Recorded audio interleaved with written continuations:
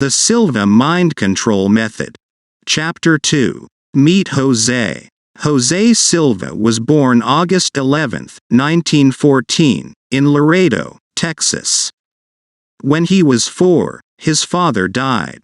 His mother soon remarried, and he, his older sister, and younger brother moved in with their grandmother. 2 years later he became the family breadwinner, selling newspapers, shining shoes, and doing odd jobs. In the evenings he watched his sister and brother do their homework, and they helped him learn to read and write. He has never gone to school, except to teach. Jose's rise from poverty began one day when he was waiting his turn in a barber shop. He reached for something to read. What he picked up was a lesson from a correspondence course on how to repair radios. Jose asked to borrow it, but the barber would only rent it, and that on condition that Jose complete the examinations in the back in the barber's name. Each week Jose paid $1, read the lesson, and completed the examination. Soon a diploma hung in the barber shop, while across town Jose, at the age of 15, began to repair radios. As the years passed, this repair business became one of the largest in the area, providing money for the education of his brother and sister, the wherewithal for him to marry, plus eventually some $500,000 to finance the 20 years of research that led to mind control. Another man with diplomas, these more conscientiously earned than the barbers, inadvertently sparked this research. The man was a psychiatrist whose job it was to ask questions of men being inducted into the Signal Corps during World War II. "Do you wet your bed?" Jose was dumbfounded. "Do you like women?" Jose, the father of 3, and destined one day to be the father of 10, was appalled. Surely, he thought, the man knew more about the human mind than the barber knew about radios.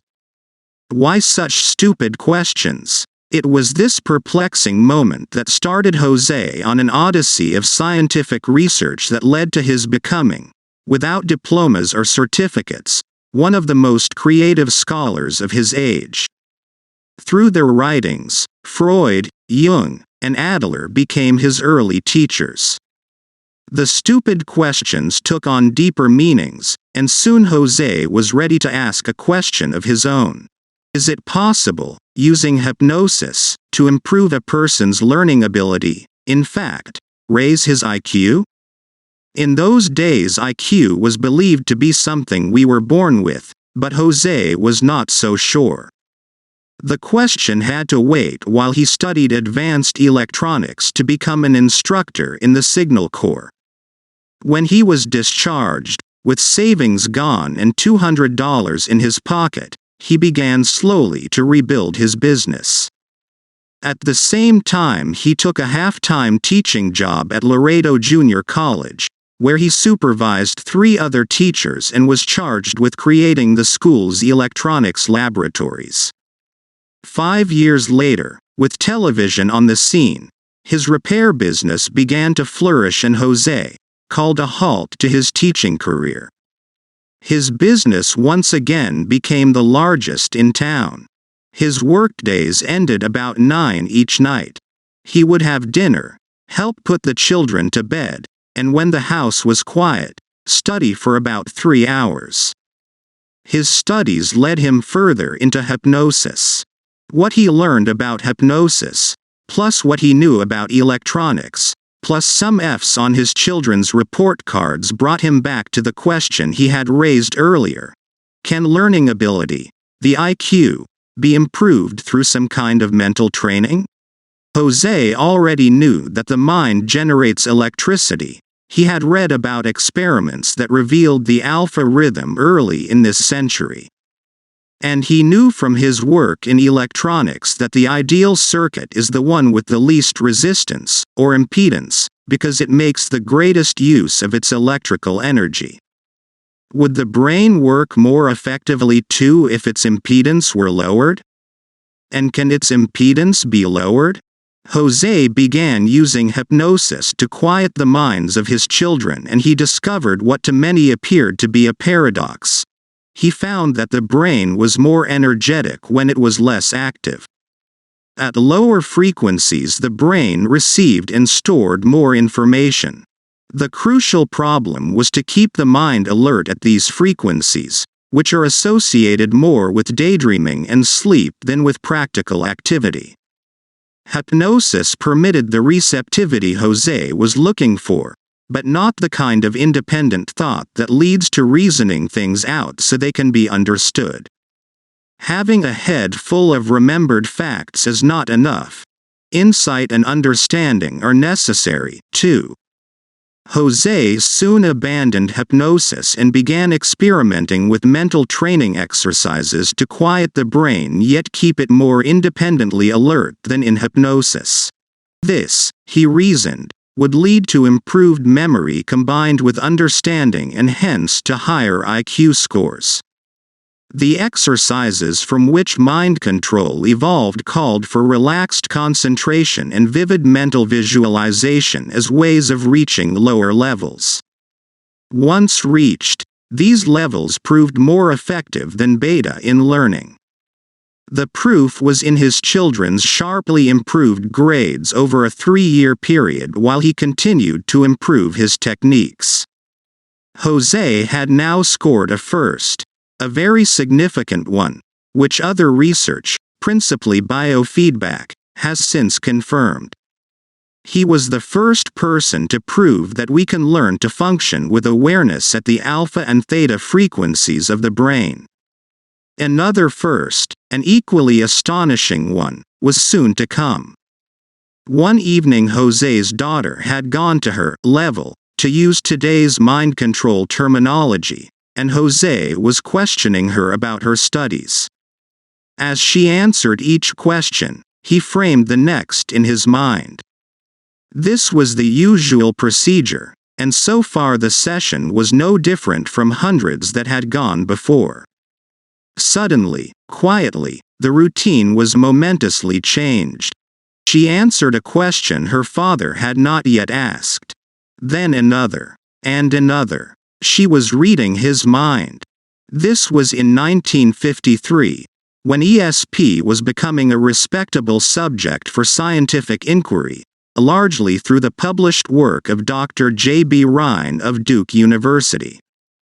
Jose wrote to Dr. Rhine to report that he had trained his daughter to practice ESP and received a disappointing answer.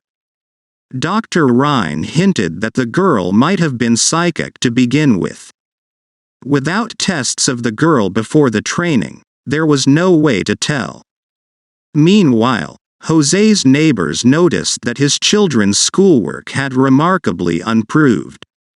At the beginning of his experiments they had been wary of his probing into the unknown, an unknown perhaps protected by forces that were best not tampered with. However, the successes of a man working with his own children could not be ignored. Would Jose train their children too? After the letter from Dr. Rhine, this was just what Jose needed. If what he had accomplished with one child could be accomplished with others, he would have chalked up the kind of repeatable experiments that are basic to the scientific method. Over the next 10 years he trained 39 Laredo children, with even better results because he improved his techniques a little with each child. Thus another first was scored. He had developed the first method in history that can train anyone to use ESP, and he had 39 repeatable experiments to prove it now to perfect the method. Within another 3 years, Jose developed the course of training which is now standard. It takes only 40 to 48 hours and is as effective with adults as with children. So far it has been validated by some 500,000 experiments, a measure of repeatability that no open-minded scientist can ignore. These long years of research were financed by Jose's growing electronics business. No university or foundation or government grants were available for so far out a field of research. Today, the Mind Control organization is a thriving family business, with its profits going largely to more research and to support its accelerating growth. There are mind control lecturers or centers in all 50 states and in 34 foreign nations. With all Tin's success, Jose has not become a celebrity, nor a guru or spiritual leader with followers or disciples. He is a plain man of simple ways, who speaks with the soft, almost lost accent of a Mexican American. He is a powerfully built, stocky man with a kindly face that creases easily into a smile. Anyone who asks Jose what success has meant to him will be answered with a flood of success stories. A few examples. A woman wrote to the Boston Herald-American begging for some way to help her husband, who was tormented by migraine headaches. The newspaper printed her letter, then another letter the next day from someone else, also pleading for a way to control such headaches. A physician read these letters and wrote that she had had migraine headaches all her life. She had taken mind control and had not had one since. And would you believe it, the next introductory lecture was mobbed. Absolutely mobbed. Another physician, a prominent psychiatrist, advises all his patients to take mind control because it gives them insights that in some cases would require 2 years of therapy to produce. An entire marketing company was organized as a co-op by graduates who used what they learned in mind control to invent new products and devise ways of marketing them. In its 3rd year, the company has 18 products on the market. An advertising man used to need about 2 months to create a campaign for new clients, about average in his field. Now, with mind control, the basic ideas come in 20 minutes and the rest of the work is done in 2 weeks. 14 Chicago White Sox players took mind control. All their individual averages improved, most of them dramatically. The husband of an overweight woman suggested she try mind control because all her diets had failed. She agreed, provided he went too. She lost 20 pounds in 6 weeks. He stopped smoking. A professor at a college of pharmacy teaches mind control techniques to his students. Their grades are going up in all their courses, with less studying, and they're more relaxed. Everybody already knows how to use his or her imagination. I just get my students to practice it more. I show them that imagination is valid and that there's a form of reality in imagination that they can use. Although Jose smiles easily, when he hears, "Jose, you've changed my life," the smile fades a little and he says, "No, I didn't do it. You did. Your own mind." Now, beginning with the next chapter, Jose himself will show you how to use your mind to change your life.